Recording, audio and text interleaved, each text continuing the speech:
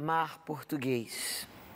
Ó mar salgado, quanto do teu sal são lágrimas de Portugal.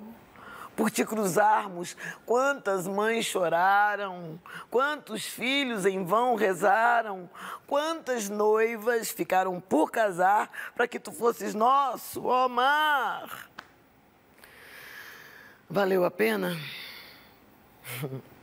Tudo vale a pena se a alma não é pequena. Quem quer passar além do bojador tem que passar além da dor. Deus, ao mar, o perigo e o abismo deu, mas nele é que espelhou o céu. Elisa Lucinda no Metrópolis e Fernando Pessoa. Que felicidade. Que bom. E Luísa Lucinda, ó, já começa tudo errado. Não, mas me chamam às vezes assim, Luísa Lucinda. Elisa Lucinda falando poesia. E a gente fala às vezes que é declamando poesia, mas você fala poesia, né? É, porque declamar a gente se associa muito a uma coisa impostada, que eu acho que acaba afastando o público da poesia.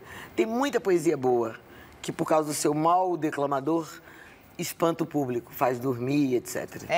Não chama, Não né? chama. Esse poema, por exemplo, é um poema que é dono do verso mais famoso do Fernando Pessoa. Todo mundo sabe que é dele, que é Tudo Vale a Pena Se a Alma Não É Pequena, mas ninguém sabe que esse poema é filho, esse verso é filho desse poema, que é uma aula, né? A poesia é interdisciplinar. Então, Mar Português é uma aula de como os portugueses foram desbravadores, como os portugueses foram ousados e se lançavam ao mar sem matemática para aquilo, né? Foram muito incríveis eles, né? Descobrindo essas potências que eles descobriram. Tem 7 países falando português no mundo. Então não é bolinho, não. E ele nesse mar português, ele faz ele faz uma síntese, sabe? E você é uma poeta com muitos livros, uma poeta que a gente adora ler, mas é uma poeta que agora também tem um romance. Ai, tô metida, menina. Tá metida. Tô insuportável. Não sei nem se eu tenho roupa pra falar comigo. Acho que você tá bem. Tô bem. Fernando Pessoa, O Cavaleiro de Nada. Nesse livro aqui, que foi finalista do Prêmio São Paulo de Literatura, Elisa Lucinda, você faz uma autobiografia de Fernando Pessoa. Tá aqui nesse livro, Fernando Pessoa, em primeira pessoa, contando a sua própria história. E é você que conta. E é eu que conto. E é você, louca. Eu te confundi. Não, é eu que conto. Sou eu. Assim, foi uma experiência fazer isso, sabe? Uma experiência também de atriz, embora tenha... Não uma experiência de atriz, mas como processo, sabe? Porque o ator, quer dizer, ser o outro, sabe? E eu entrei parece que eu conectei uma via, um caminho onde eu fazia o Fernando, sabe? Vou escrever o Fernando, a história dele. Estudei um monte de coisa sobre ele. Eu queria falar da pessoa, queria o que havia entre a obra e a biografia. Esse desvão, esse lugar ali, onde eu achasse ele, é que eu queria revelar. Um trabalho bem, assim, investigativo. E eu queria também mostrar como ele mesmo, com sua obra poética e sua obra em prosa, se revelou pra gente, a gente que não viu direito.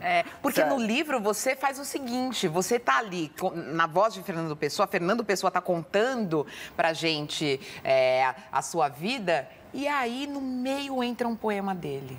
Que não entra em forma de poema. Não entra em forma de poema, tá dentro dessa narrativa, tá tudo junto. Porque, sabe por quê? Se eu botasse o poema como poema, tem gente que não sabe ler, corta o fluxo, entende? Entendi. Então você não cairia na trama, porque eu considero o texto uma trama mesmo, trama igual o tear. E aí você entrou nessa vida do Fernando Pessoa e... no livro você mostra muitos fatos interessantes. Você aproxima o Fernando Pessoa da gente, porque ele é um gênio. Ponto. Pra mim e pra todo mundo, o Fernando Pessoa é um gênio. Só que aí você tem Esse cara, né? Enchendo a cara. Tem esse cara enchendo a cara, né? Brincando, ele chegava na casa de Almada Negreiros, que era um dos amigos dele, e se fazia de vendedor de livros para empregada, sabe? Fazia teatrinho com a vida, sabe? Intervenções tipo Augusto Boal, digamos assim. Muito moderno, muito Contava fora do seu tempo, contava piada. Esse cara a gente não conhecia, que brincava até com os próprios heterônimos, como, por exemplo, quando a Ofélia, a namorada dele, reclamava: ai, você me tratou mal ontem. Ah, não fui eu, foi o Álvaro de Campos, que é um dos heterônimos dele. O Álvaro não concorda com esse namoro. Eu já tentei. O Fernando dizia como se esse cara existisse. Devia ser fácil namorar esse jeito. Aliás, o Cavaleiro de Nada seria o primeiro... Heterônimo, né? Seria o primeiro heterônimo dele? Se fosse uma pessoa normal, seria um amiguinho invisível que toda criança tem. Mas como é o caso dele, ele não parou de ter amiguinho invisível. Ele diz que Deus é o amigo invisível dos adultos. Eu acho incrível.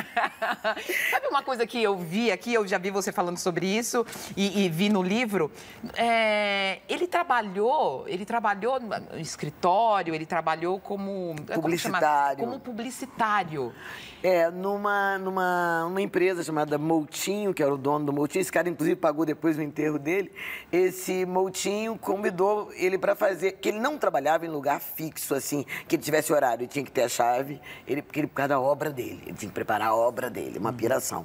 E aí, ele colaborava nesse lugar e deram a ele a tarefa de pensar um slogan para a campanha de um refrigerante que estava surgindo para ser representado em Portugal. Um refrigerante escuro e tal, e ele provou uma garrafinha, provou outra garrafinha. A primeira vez ele não gostou, a segunda ele já bebeu toda.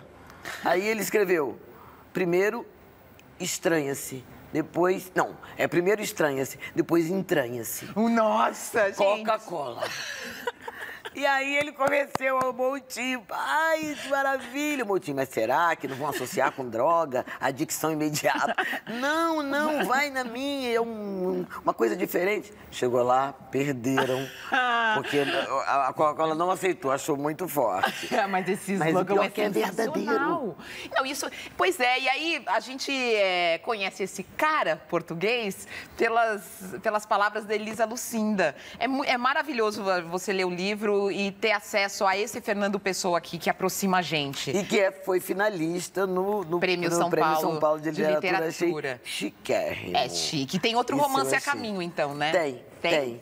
Tem um aí que já tô na metade dele, tô adorando fazer ele, tô adorando esse negócio. Porque é um fôlego maior, eu sou faladeira. Mas e poesia, que faz 10 anos que você não publica? Cadê? Não, menina, agora vai sair um calhamaço pela Record, o ano que vem, chamado Vozes Guardadas, é uma trilogia. São 3 livros juntos. Acho que vai dar umas 500 páginas. Vou pedir para fazer com folha de Bíblia, porque é fininho, né? É uma trilogia, o Jardim das Cartas, que é o primeiro, o Livro do Desejo e o Milionário do Sonho, que é o poema que eu fiz pro meu querido Emicida, e ele abre o capítulo, que é um capítulo híbrido, assim. Tem até um poeminha chamado Lobo, do Jardim das Cartas. Fala. Diz assim... porque no Jardim das Cartas tem uma parte chamada o Livro dos Bilhetes. O Lobo, com palavras, me indicou com o verbo do olhar o caminho da floresta e nela nos perdeu.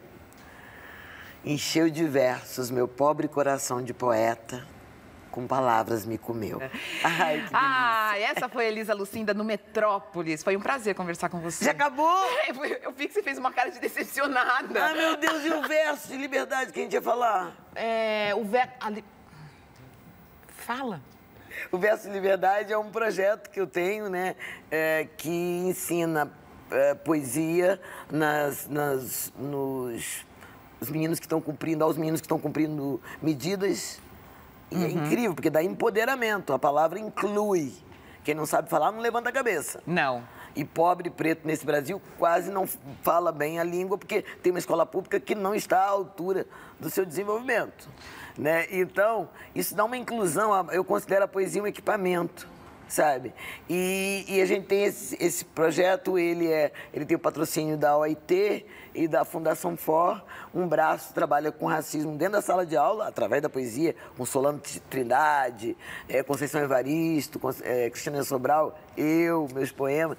E a gente, os meninos pegam essa voz para ser a voz deles, né?